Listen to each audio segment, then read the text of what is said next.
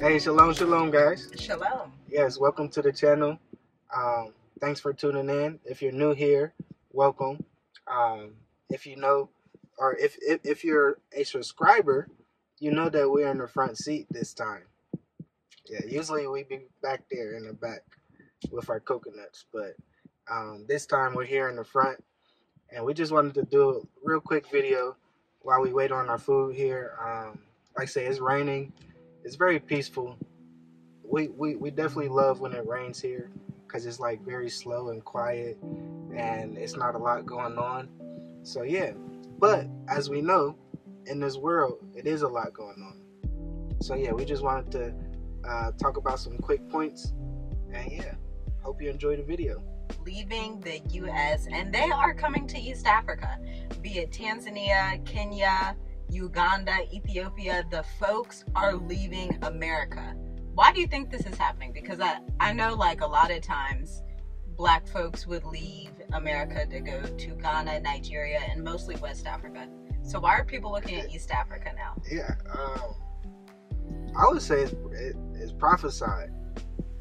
You know, it's crazy that we're talking about this because over the past 2 months we've been seeing other nations come like by the boatload. No, literally by the boatloads. Like, literally by big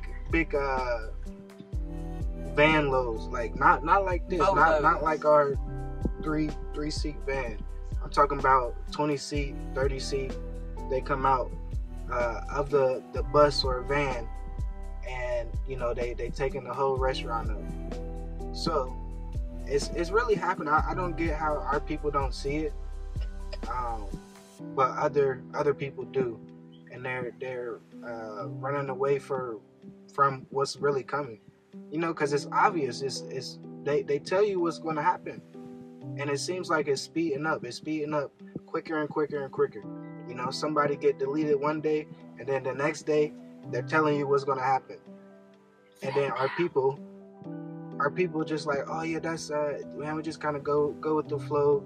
You know, when it happens, you know, we'll deal with it at that time. But they're telling you what's going to happen, and that's close to. Don't quote me on this. It's close to having the mark of the beast, because if you do not transfer over to what they're going to do, you can't buy nothing, you can't sell nothing. You know, there's not going to be physical money. So, you know, our people just got to know what's going on, because they're telling you, and it's speeding up faster and faster. It's not a year ahead, it's a couple months ahead now. So pretty soon it's going to be a week ahead, and then pretty soon it's going to be a day ahead. So yeah, that's how I feel. That's how I feel. Yeah, it's crazy. It is speeding up. Literally the next day after that Cash App founder was deleted, they announced FedNow. And so if you don't know anything about FedNow or anything about de-dollarization and the collapse of the US dollar, look at our last video we did, or actually it was a few videos back we did on this topic.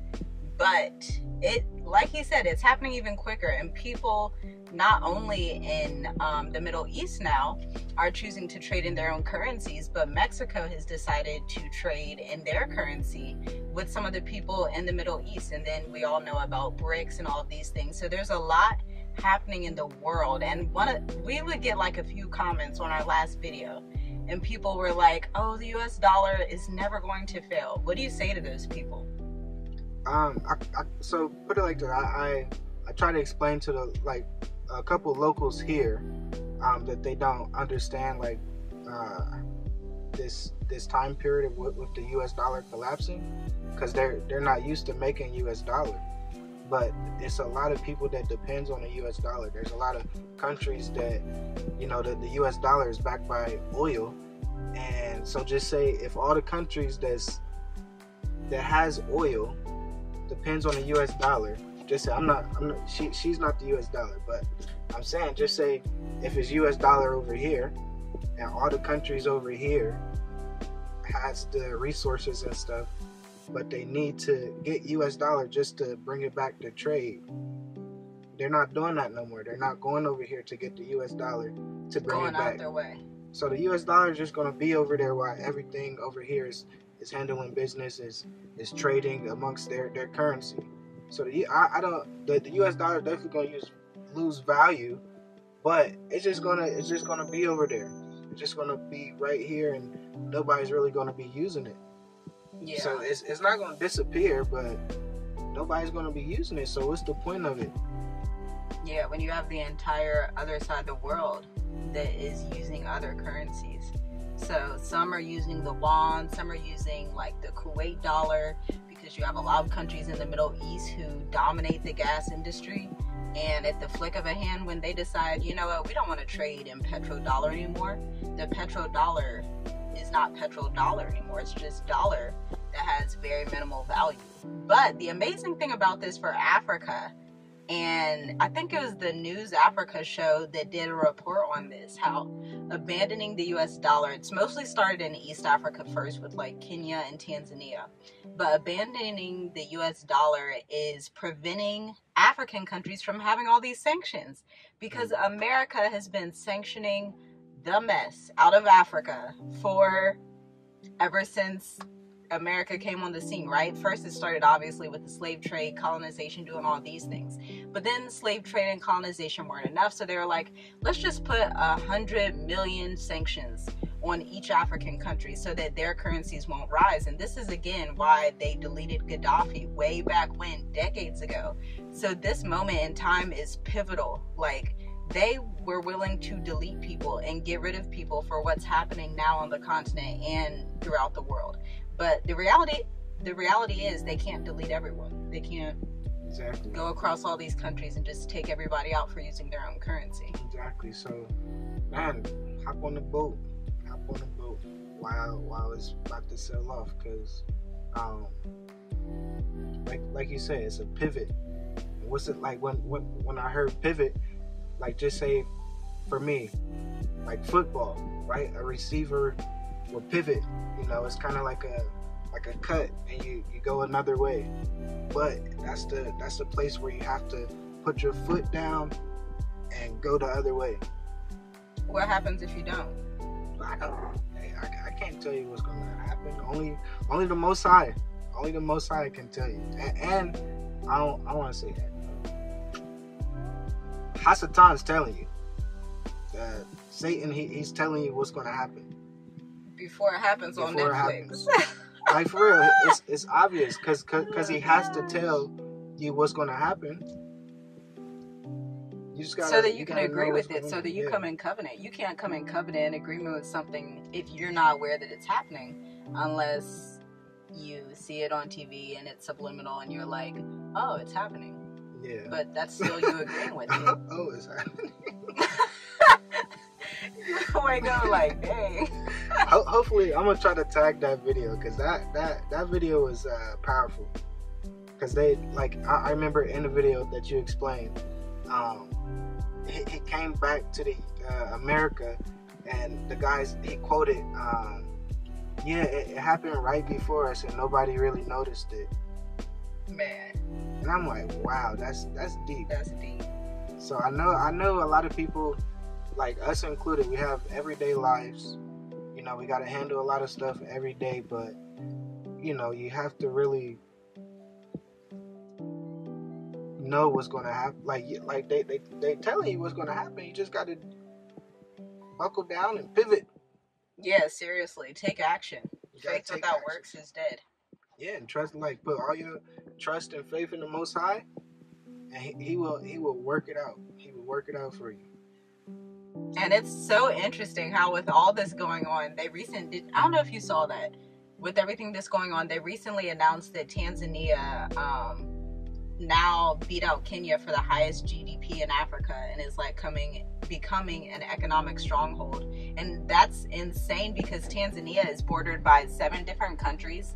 It has access, obviously, to ports. And if you look back on ancient times and the power of the Swahili coast, it's really just such an honor to even be in this region of the world.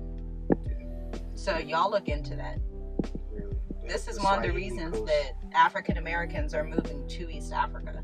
West Africa's good. I do hear that East Africa's power and utilities are stronger. So I've heard that, like, in West Africa, I'm not sure which countries, Ghana, Gambia maybe, that you'll have power outages for like 18 hours or something like that. Here in East Africa, or at least in Tanzania, that doesn't happen for 18 hours. In Dar es Salaam, for us, it used to happen maybe 4 hours. Yeah, if it's a 1 hour. But then where we are now here in Tonga, it happens even less. It's probably due to our location, but our power will literally go out for like 30 minutes, maybe once a month. Yeah. If that. So consider that as you're thinking about which regions in Africa to go to. Consider investment strategies that you want to do. Consider that. Consider your power going out. Don't let that sit. Like, literally. Your power is going to get taken away. And you're not going to have no power to move. Because if everything happens so fast right before your eyes, are you going to be able to move around? Are you going to be able to take a flight anywhere? I don't know. At that point, it'd definitely be too late. Think about that. Think about your power being out. Indefinitely. Till you get a candle, hopefully. You know, even if you feel like you do not have enough money to move abroad, because so many people think, I need to have $20,000, $50,000, $100,000 to move abroad. Please do not think that. What you need to do, you need to choose a country with a low cost of living. Tanzania right now has low cost of living. Certain areas in Kenya have low cost of living. Zambia definitely has a low cost of living. Where else? Ethiopia, I hear, has a low cost of living. Find somewhere with a very low cost of living, a stable economy, somewhere that's safe, and just get out. Like, because the alternative is, you know, something wild that, and we don't even know what the extent of that is going to be, honestly. Yeah. But yeah. But we do know hyperinflation will continue. That's for sure. It's like every time I think about it, they telling you what's going to happen. Even with the cartoons and stuff, the Simpsons, I don't know.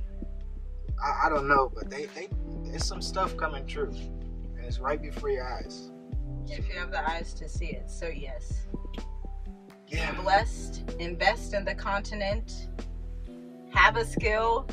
Learn a skill. Master a skill. And then after you know the skill, get better at the skill so that you will always be in demand wherever you are in the world. Yeah. Exactly. Increase in the Most High. Allow Him to increase in you.